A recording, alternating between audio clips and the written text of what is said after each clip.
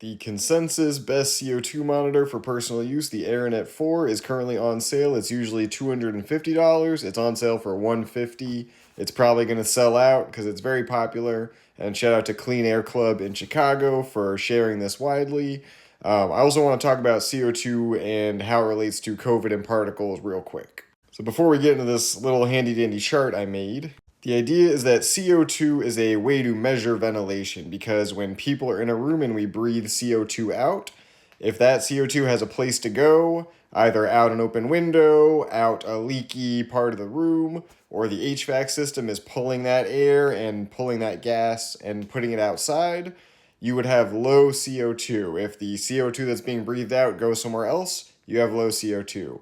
If CO2 is high in the room, it means that the air and gas that I'm breathing out is not escaping and it's staying stagnant in that room. Now, some people get confused with what ventilation and what air filters can do, so let's look at this chart and let's first talk about this orange quadrant.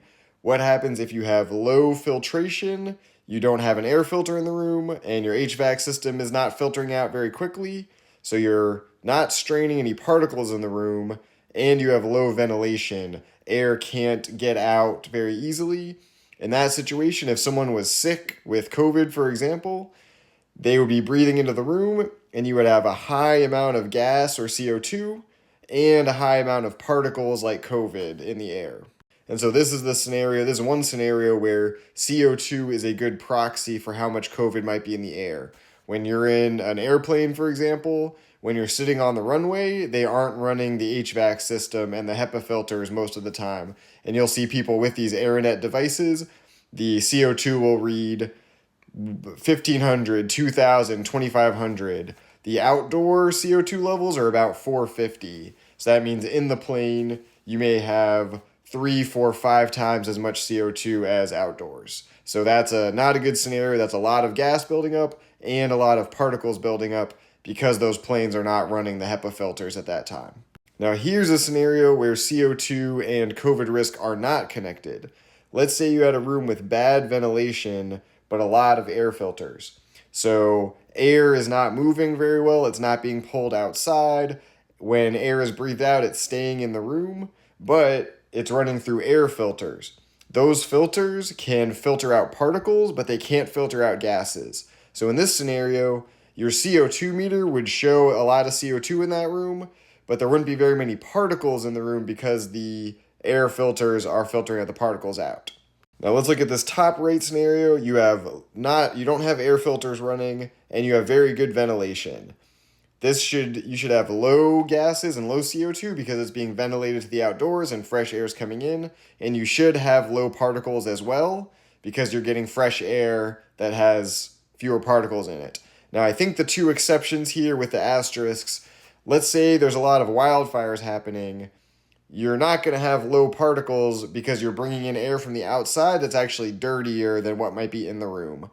So when there are particularly bad air days from pollution or wildfires, that's the one exception here where you may have good ventilation, but it's bringing in bad air.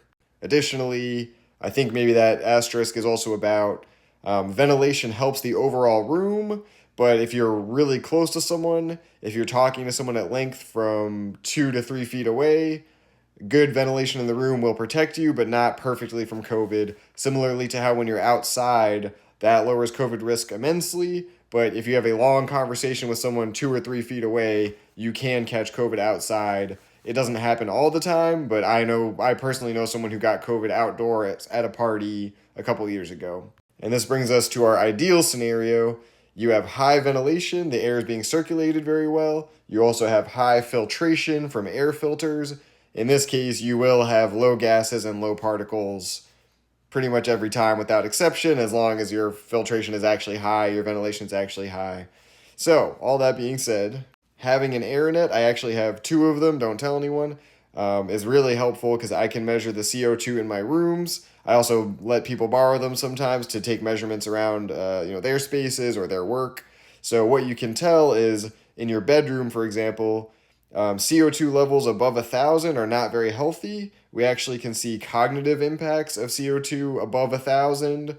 Once it gets to 1,500, 2,000, I'll just pull up a real source. So from 1,000 to 2,000 CO2 parts per million, but you don't need to worry about that.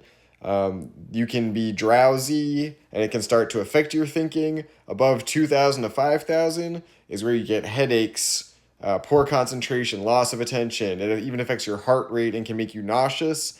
And above 5,000 is actually dangerous and toxic to your body. So I mentioned earlier that sometimes airplanes will get in this 2,000 to 5,000. It's actually sometimes people say you get drowsy on a plane, potentially because CO2 might be building up.